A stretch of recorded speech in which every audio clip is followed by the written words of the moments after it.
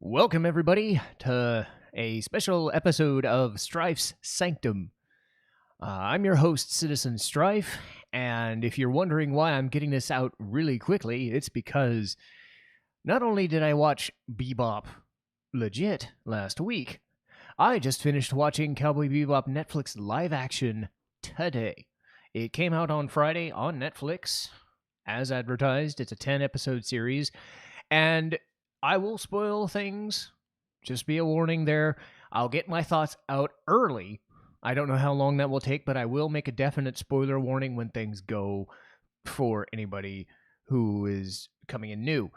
The basic gist of this is I'm going to talk about what I found was good or even great about the show, what I thought was bad, and what I thought was ugly.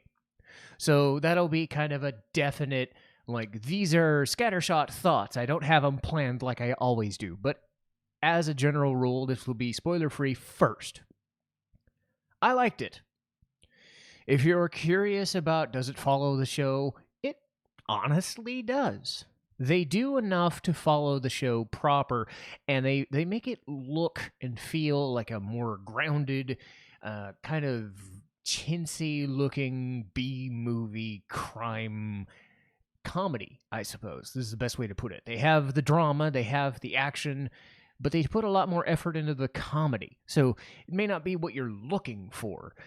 But as somebody who did watch the show again recently, and somebody who, let's face it, said it was the best anime they'd ever seen, take it from me and I'm saying you can calm down.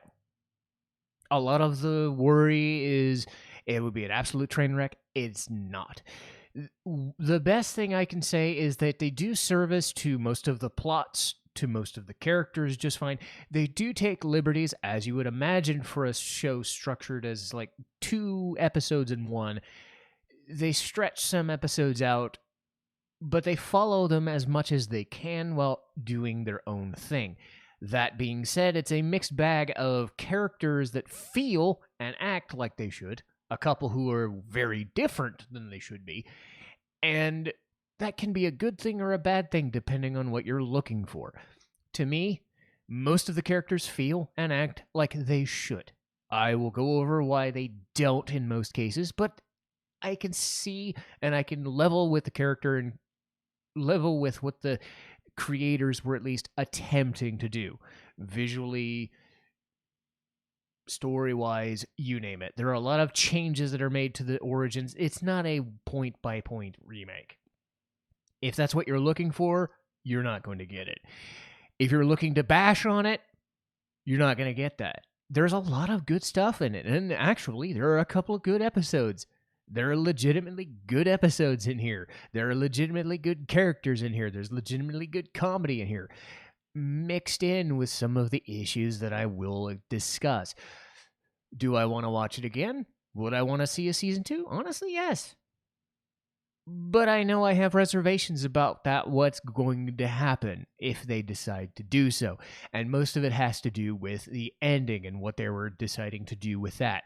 So the best thing I would say is that they adhere to the anime as much as they can, but they are willing to stretch the boundaries, add a few things in here that work or don't work depending on what you're looking for out of an adaptation of the show.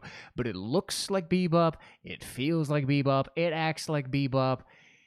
It's fine. Don't let any of the naysayers fool you. It's just fine. It could be better, but it's not going to ruin your day. There are a few things that might piss you off, but you're going to have a good time. So you can sigh a breath of fresh air. It's not as bad as Ghost in the Shell. I don't know if it's as good as Alita live action. I'm pretty sure it's not. But again, it's not going to replace the anime. It's not trying to replace the anime. It's doing something different. That being said, if you don't mind the spoiler warning, this is your spoiler warning right now. So, okay. As far as people who don't want to be spoiled, don't mind being spoiled, let's get on with it. So, what do they do well? Well, right up front, Spike and Jet. Spike and Jet are amazing. Spike and Jet own this show. John Cho and I believe it was Mustafa Shakir. They're amazing. I know there was probably a little issue with Jet being, African American instead of a big white guy, but he looks the part, he acts the part, he feels like Jet.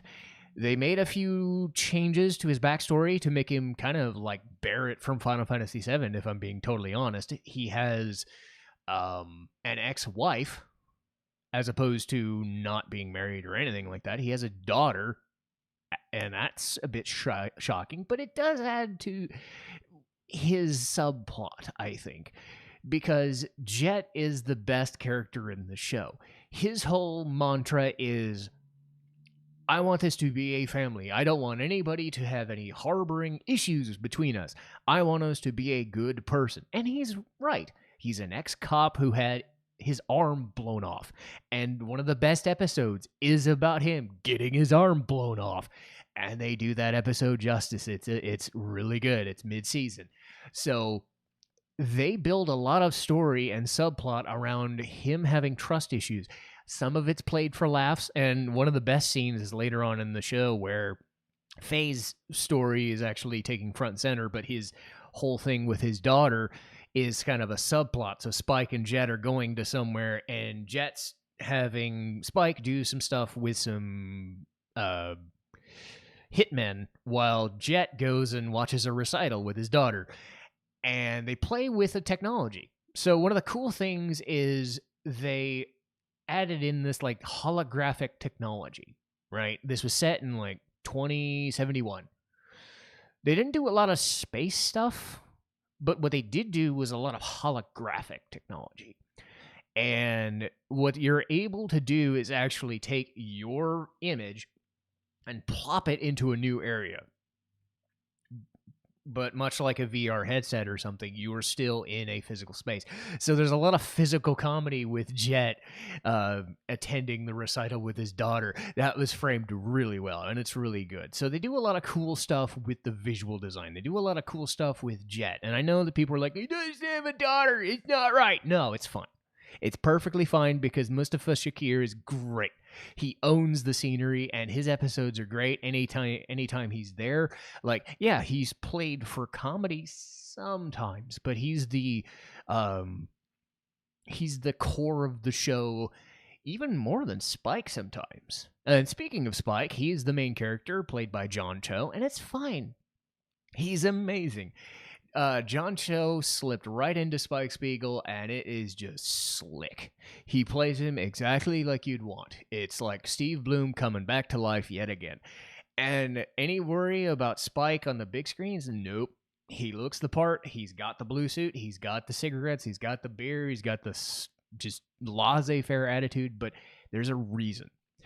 And a lot of the later parts of the show and a lot of the cool stuff in the middle is building to the finale, which is about Vicious and is about Julia. And the benefit is that they will go into a lot more Julia and Vicious stuff, and I do appreciate that. This show focuses a lot on the crime drama aspect, them growing up in the Syndicate. They have a whole episode devoted to their time in the Syndicate. It's really cool because that's not something the anime ever did. They gave you 2 or 3 minutes and let you connect the dots. I liked that. I liked the fact that they were willing to show Vicious and Spike together as not what I would call friends, but sworn brothers kinds of thing. And then they give you the inner workings of the mob kind of thing, and it worked for me.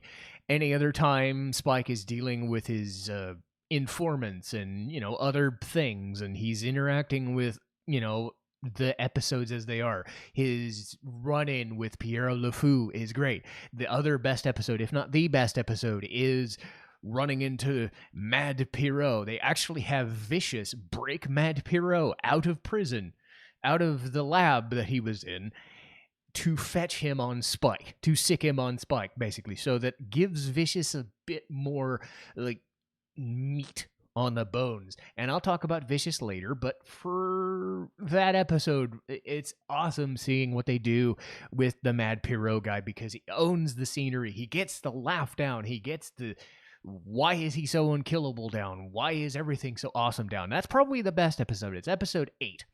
It's called Sad Clown A Go-Go. It's the Mad Puro episode. It's amazing. Okay? There's some great shit in here. It's perfect. It's exactly what you want. It's the creepy clown shit in the theme park. It works. So it's great. Spike, when he's talking with friends in the bar, it's great. He just has this aura about him that just works, that exudes confidence, but he also is willing to show that sensitive side to him, and it's fun. If nothing else, the show is fun, and it has stakes where it needs to. It adheres to the anime when it needs to. It's not perfect in that regard. It changes some names and faces around, but if you know the references, you know what they're going for, and I don't think anything truly detracts too much. But like I said, episodes 5 and episodes 8 are really good, and some changes to the main characters are fine. That being said, we're getting to the bad now, and I said that Spike and Jet were amazing, everybody else hit or miss. Let's start with Faye. She's a bit too jovial. Daniela Pineda, I believe is her name. She plays her too jovially. I don't care about her outfit change. I can understand why they changed her outfit. It's fine.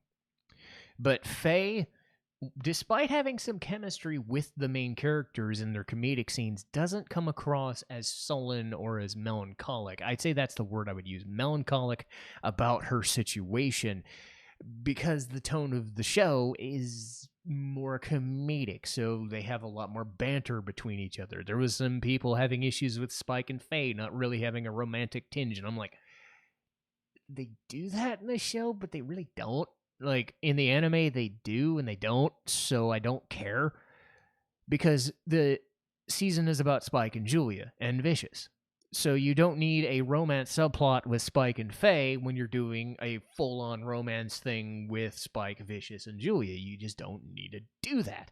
So I don't mind that. I mind the fact that Faye comes across way too jovial. She gets the cool bounty hunter gimmick down, but she doesn't get the femme fatale, the everybody's fighting over me, the things are working against me, the trust issues thing. It doesn't add up perfectly. And whenever Faye is the focal point of an episode, even her backstory, it leaves a lot to be desired and leads to more comedic moments than it should be serious stakes. There's nothing as good as Speak Like a Child in the anime, though they do touch on it in her episodes. It doesn't have the same emotional impact, and that's where the show falters, because they're trying to do a comedic version of the show.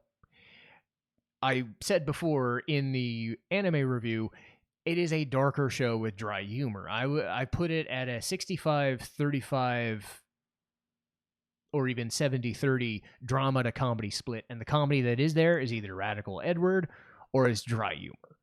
This tries to be a lighter comedy with a lot of drama when it comes to Spike and Jet, or sometimes with Faye, but it doesn't really hit home with the stakes, because I would say it's a 65-35 comedy to action and humor split. The banter's fine. There's a lot of good stuff. I think them going, bowling, or them farting around on the ship and bitching at each other's fine.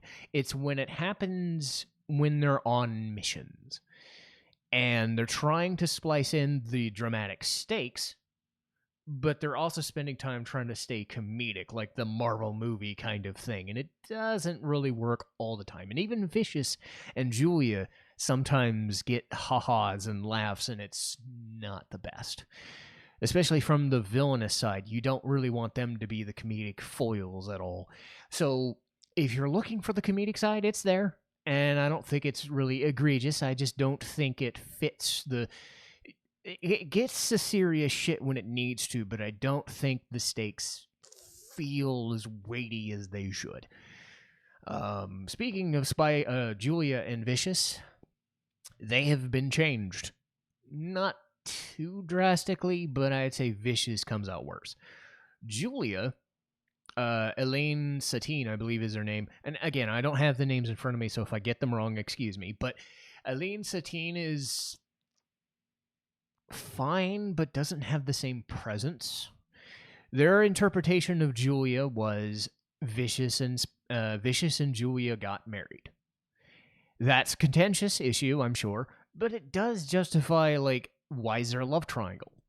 Well, Spike had a relationship with Julia and tried to escape, and Vicious found out, and Vicious kind of took her hostage, kind of. The issue is that Julia doesn't exactly exude, like, confidence, even though in the anime it's not like she is. It's just that Mary McGlynn's voice is so domineering in most cases and very dark and stern that she still came off as a commanding presence. In this, her voice is a lot lighter and a lot softer. She's coming off as a damsel in distress or an abused housewife, which she is, and I get that. That's what they were going for. It doesn't quite add up because the Julia in your mind is going against the Julia on the screen, and it's kind of a mental disconnect.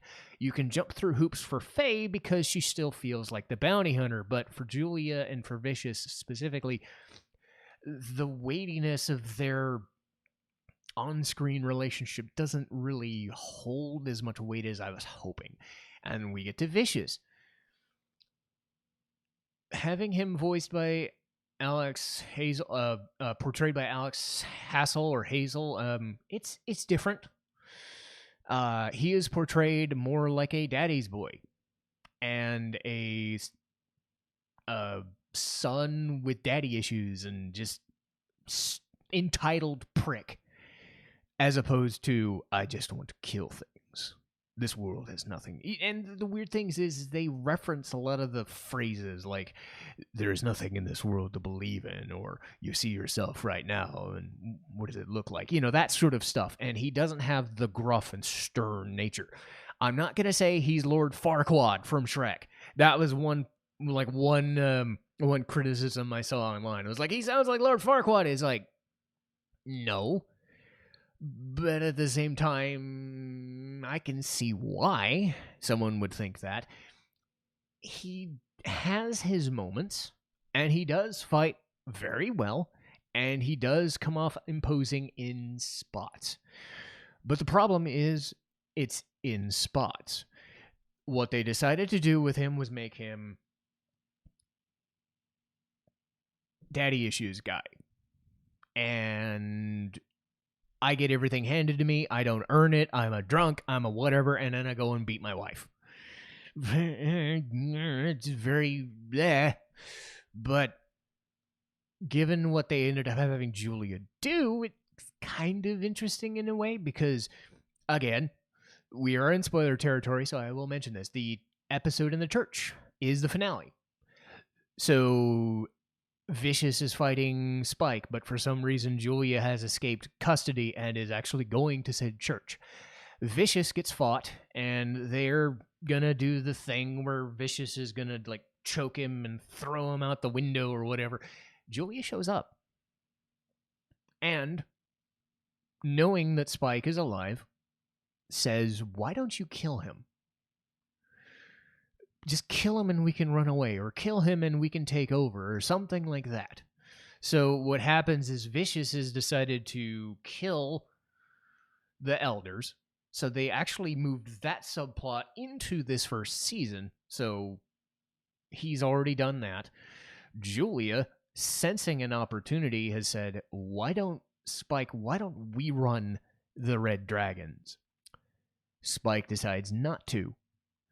And it didn't occur to me until she said, well, what do I want? What about what I want? And then it transpires that Julia herself shoots Spike and then holds Vicious hostage and takes over. I get what you're saying. What the fuck?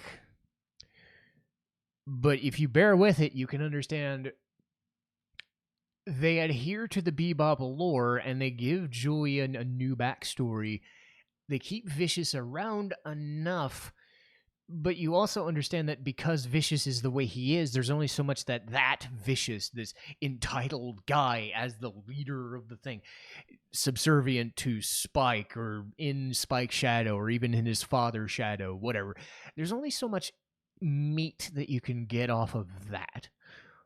By having Julia be the one to take over, now you've expanded the lore, and you can say, okay, if we're going to get a second season out of it, now we have the added weight that Julia herself could turn into that more self-assured character that you kind of wanted her to be at the, like, how I envisioned Julia to be. So you sacrifice Vicious's importance to elevate Julia's. It's an interesting idea, and it's almost like those Star Trek those Star Trek remake movies with Chris Pine and whatever. They took their own way of doing the Star Trek lore, but they didn't kill off the anime version, because again, you can watch the anime just fine and enjoy it the way you want to, but they're going to try and do their own thing. The way this show works is they adhere to the episode lores as much as they can while still trying to do their own thing. And now they have the ability to expand and try something different with Spike and Julia, and even Vicious. Maybe Vicious doesn't stay the conniving, prissy, whiny kind of drunk Vicious type. Maybe they build to that, and maybe you end up getting the characters Vicious and Julia that I envisioned just later than you want. So, again, the tone of the show is very comedic, and some of the things are lost in translation, but I still think there are some good things to be had. That being said, for all the benefits and stuff that they had with all the images and all the technology and all this stuff, I think they cheapened out when it came to visual design. It's very dark and kind of grungy and not super colorful. A lot of it is set at night, or a lot of it has these weird camera angles. One thing I noticed was outside of Brain Scratch, episode 6, where you can kind of get away with a lot of the weird camera angles because you're doing like a mind fuck. A lot of the like slow camera angles and zoom ins and all the weird things kind of take away from the impact, because you're trying to do a movie, but it comes off as like a B-grade TV show, and it looks like I remember it like people called it like a YouTube sketch or a Nostalgia Critic sketch. They're fine for what they are, but if you try to do that in a show like this with the Netflix budget, it's kind of like, I don't know. It doesn't fit. So there's all these weird, like, angular shots and weird close-ups, and it's fine, but it gets distracting. And the look of the show is going for that more, like, late-night grungy, like, B-movie or maybe even HBO type thing, but not even that, right? Because even, like, on HBO, like, if I was watching Oz or something, I'd be like, nah, this looks really fucking good. This looks like Oz, but maybe a step or two down in skill, and it just kind of comes off as like low rent. And I don't really have a lot to go on because I don't really watch all that stuff, but you'll know it when you see it. You're kind of like, well, this looks good, but for some reason it just feels off-putting somehow. And I think that might have been a design choice, and whatever, that's fine. It's just a bit so you have the Spike and Julia thing, you have the Faye thing, you have the camera angles and it's kind of getting in the way of the awesome music, the awesome looks of the characters and the feels. But now we got to get to Ed. And what can I say? Look, Ein is great. Ein's in there for a couple episodes, and he's funny, but he's a dog. He's not going to do much. But Ed shows up right at the end as a season 2 kind of thing, almost like the Sonic movie where Tails shows up at the end and is like, hey, look at that, we've got the character you were looking for. And here's the problem. It's going to sound weird, but the exact reason why Ed does not work at all is because she is Radical Edward. She looks, she sounds, she acts exactly like Radical Edward to a T. Same outfit, Same hair, same look, same goofy grins and talking weird, and oh my god, spikes, be going. Just, it is very off-putting when done in live action. And I said this in my anime review. There is absolutely no way in hell you can translate Radical Edward to live action. And you know what they did? They translated Radical Edward to live action exactly to a T, and it is scary. It is very scary. It is no one's fault. It is not the actresses. It's not the directors. It's not their fault. It's the fact that where's Ed? Why's Ed? What's Ed? How are you going to get Ed? This is what was going to happen. If you've seen the footage, you've seen it. It's at the end of the last episode. Oh my god, it is so weird. Because Radical Edward is weird. There is absolutely no way in hell that's going to work for an extended show, and it's going to be absolutely distracting if they do. So I don't know what they're going to do with it. Ed is just going to be Ed, right?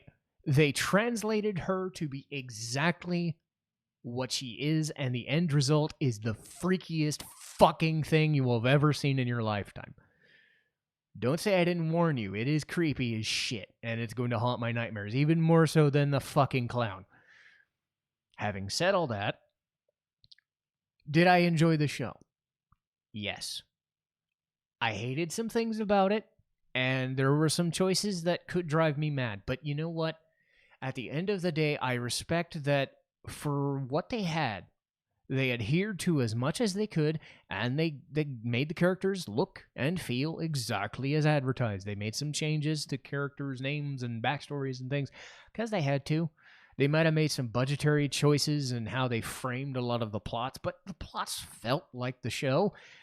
The show acted like the show. They didn't do the Phoenix Wright thing where it's set in Japan, but they're talking about California and burgers. No, they're talking about Wulongs and astral gates and stuff. All of the Cowboy Bebop ephemera is there, and there's some nice little instances in there, and some of the characters are absolutely amazing. Some of the translations of some of the episodes to live action make so much good material. It's bogged down by some of the choices that they decided to make, not making everything fit one-to-one. And I think the best thing I could say is trying to enhance the crime drama aspect while upping the comedic aspect is its really big downfall. Because the crime drama and crime action, it's great.